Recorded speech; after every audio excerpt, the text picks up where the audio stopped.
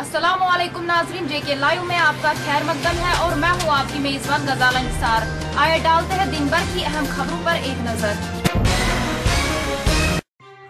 अमित शाह के बयान को काबिल अफसोस करार देते हुए पीडीपी सदर महबूबा मुफ्ती ने कहा कि हिंदुस्तान एक सेकुलर मुल्क है और इस तरह के बयान से मुल्क की सालमियत को खतरा लाहक है। बीजेपी इंतखाबात को मद्देनजर रखकर इस तरह के बयानात देती रही है, ताहम हिंदुस्तान एक सेकुलर मुल्क है और यहाँ हर शख्स को रहने का हक है। तो इस वक्त इलेक्शन के लिए, वोट जीतने के लिए जो अमित शाह साहब और उनके जो दूसरे लोग जो जबान इस्तेमाल कर रहे हैं, बड़ी नाजेब जबान है और हिंदुस्तान एक जमहूरी मुल्क है। जम्मू कश्मीर ने भी हिंदुस्तान के साथ मिलने का फैसला इसके सेकुलर कल्चर को देखते हुए किया है। तो मैं समझती हूँ कि अमित शाह साहब को लोगों से माफी मांगनी चाहिए, इस मुल्क के लोगों से माफी मांगनी चाहिए, खासकर यहाँ के जो हिंदू हैं, मुसलमान हैं, सिख हैं, ईसाई है, सबसे माफी मांगनी चाहिए, क्योंकि ये मुल्क जो इसकी जो बुनियाद है वो सेकुलर कदरों पे बनी है। वो किसी हिंदू या किसी सिख या किसी मुसलमान के लिए नहीं है, बल्कि ये मुल्क सबका है। और ऐसे बयान देके मुझे लगता है कि इस मुल्क की जो बुनियादें हिलाना चाहते हैं ये लोग, इस मुल्क को के लिए ये खतरा बने हुए हैं।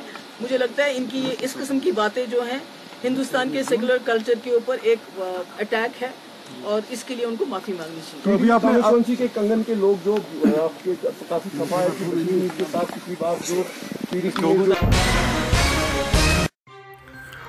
बारामूला में सड़क हादसे में 10 पुलिस एहलकार जख्मी हो गए हैं। लोकसभा चुनाव पर मामूर पुलिस एहलकारों की प्राइवेट गाड़ी को दौरान सफर हादसा पेश आया, जिसके नतीजे में 10 पुलिस एहलकार जख्मी हो गए, जिन्हें इलाज मुआवजा के लिए अस्पताल में दाखिल किया गया है।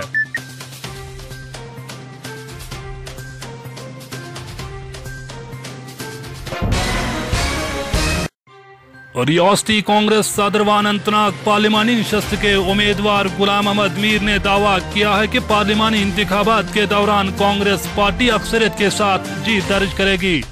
उन्होंने लोगों पर जोर देते हुए कहा कि वो पीडीपी, बीजेपी और दीगर सियासी पार्टियों की जानिब से सियासी इस्तेसाल के मकरू व मंसूबों को नाकाम बनाए।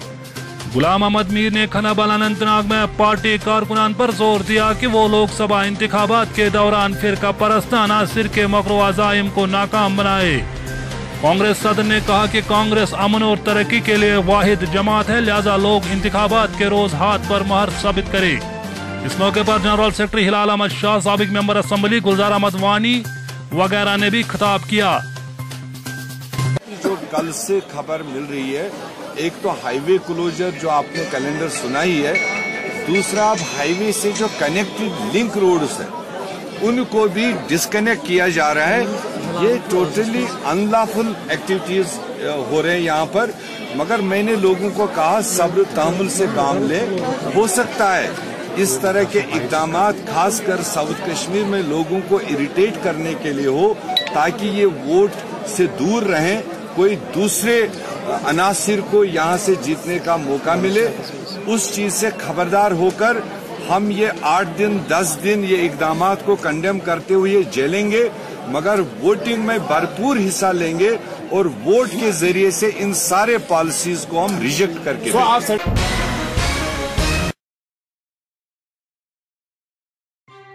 भारतीय जनता पार्टी के रियासती सदर अशोक कौल ने कहा, दफा 370 पहले से ही हमारे मंशूर में था। इस पर सियासत करना कश्मीरी अवाम को धोखा देने के बराबर है। इन बातों का इजहार आज अनंतनाग में पार्टी की जानिब से बुलाए गए एक कन्वेंशन के बाद ज़राए इब्लाग के नुमाइंदों से बात करते हुए किया। इस मौके पर पार्टी के सैकड़ों वर्करान के अलावा अनंतनाग पार्लिमानी नशस्त के उम्मीदवार सोफी मोहम्मद यूसुफ भी मौजूद थे। अपने तकरीर में सोफी यूसुफ ने कहा कि आज का नौजवान जाग चुका है और हमें उम्मीद है कि लोग भारतीय जनता पार्टी के उम्मीदवार को भारी अक्सरियत से कामयाब कराएंगे। जनसंघ के शुरुआत से ही धारा 370 हमारा कोर एजेंडा था। हमारे उस समय के प्रेसिडेंट श्यामा प्रसाद मुखर्जी का बलिदान इसी कश्मीर में हुआ है और आज की डेट में भारतीय जनता पार्टी धारा 370 ऐसा किसी भी मैनिफेस्टो में वो उस चीज़ को छोड़ सकती है, ऐसा नहीं है। इसलिए धारा 370 हमने आज कोई ऐसी नई बात की है, ऐसी नई बात हमने नहीं की है। ये बात हमारे मैनिफेस्टो में हमेशा रहती है कि जो एक निशान, एक विधान और एक प्रधान, यही होना चाहिए। ऐसा हम कहते थे शुरू में से ही, इसलिए कोई भारतीय जनता पार्टी का कोई नया नारा है, नई ऐसी कोई किसी को खुश करने के लिए, ऐसा मुझे नहीं लगता है। जहाँ तक आपने 35A का सवाल किया है, देखिए ये तो अब कोर्ट में है।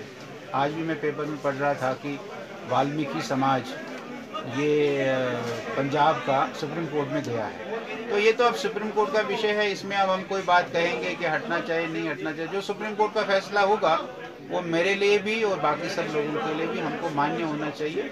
इसलिए 35A का विषय वो ऐसा नहीं है। लेकिन आप एक बात देखिए कि 35A के कारण जो महिलाओं के अधिकार छीने गए हैं, ये कितनी बेहरमी है। अब महिला को तो उन्होंने स्टेट सब्जेक्ट दे दिया है शादी करने के बाद, अगर वो बाहर किसी से, लेकिन उनके बच्चे बेचारे, उनका क्या होगा? तो इसको भी आप ब्रॉडर सेक्टर पर चर्चा करके इसको करिए। लेकिन 35A के बारे में हम कह रहे हैं कि ये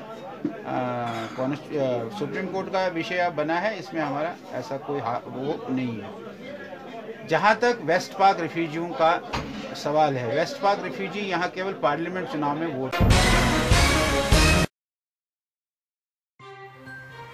डूरू व कपराना अनंतनाग में आग की अलग अलग वारदातों में 4 रिहायशी मकानात व 9 दुकानें खाकिस्तर हो गई है, जिसके सबब लाखों रुपए मालियत का साजो सामान राख के ढेर में तब्दील हो गया है। बुधवार जुमारात की दरमियानी शब को शेख मोहल्ला डूरू शाहबाद में अचानक आग नमूदार हुई, जिसने आनन फानन कई रिहायशी मकानों को अपने लपेट में ले लिया। आग की इस वारदात में 4 रिहायशी मकानात जलकर खाकिस्तर हो गए हैं और 6 कुंबे खुले आसमान तले आ गए हैं। मुतासरीन ने महकमा फायर सर्विस पर देर से पहुंचने का इल्जाम आयद किया है। इधर थमन वेरीनाग में भी आग की वारदात में 9 दुकानें खाकिस्तर हुए हैं। कई समाजी व सियासी शख्सियात ने गवर्नर इंतजामिया से इमदाद फराहम करने की मांग की है। अब्दुल सलाम शेख, गुलाम हसन शेख, ये वनकन दुकान नाव तथ मे 5 मेनी, मगर मे 5 हुन दुख दर्द, मुझे दुख दर्द उसका नहीं है, मगर दुख दर्द जिसका है। अगर फायर एंड एमरजेंसी सर्विस यहाँ टाइम पर पहुँच जाता, कमर में हमें फायर एंड एमरजेंसी सर्विस होता, कमर में हमारा इलाका डिस्टेंस आधा पड़ता है, इतना नुकसान नहीं हो जाता। जब अजान सुबह फर्ज की हुई है तो ये आग स्टार्ट हुआ है। जब आग स्टार्ट हुआ उसके बाद 2 घंटे के बाद फायर सर्विस गाजीगुंड से मंगाना पड़ी। जब गाजीगुंड से यहाँ तक गाड़ी आई तब तक ये राख हो चुका था। अगर हमको मेरे मतलब इस वक्त मुझे नुकसान हुआ है, मेरा दिल जानता है। मेरे बाप ने उम्र की कमाई इतनी थी जितनी ये 5 दुकान है, चलो ये भी मेरे भाई है, 2-2 दुकान इनके जले हुए हैं, मगर अगर फायर एंड इमरजेंसी कमर में होता था, देखो मेरी बात नहीं, ये इलाके की बात है। मुझे रोना आता है इस इलाके पर, रोना आता है मुझे। अगर इस इलाके में कमर में फायर सर्विस होती इतना नुकसान नहीं हो जाता है, खुदा रसूल की कसम।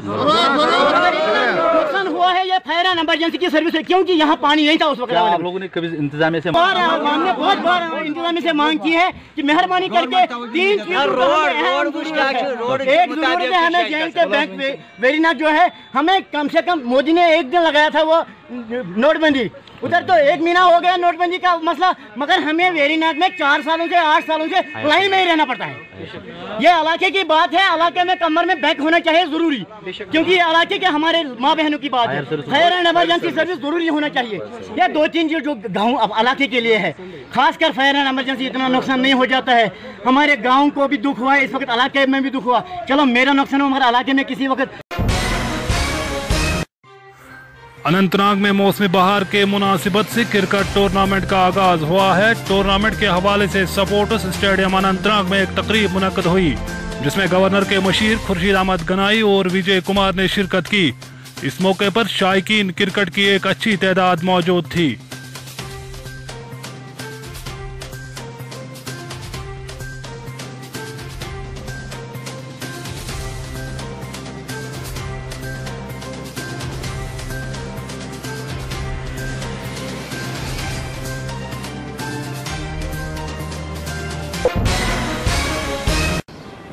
फिलहाल आज के हमारे शुमारे में इतना ही। कश्मीर की छोटी बड़ी खबरों को देखने के लिए जुड़े रहे JK लाइव के साथ। तो दीजिए अपनी मेजबान गजाला निसार को इजाजत। खुदा हाफिज।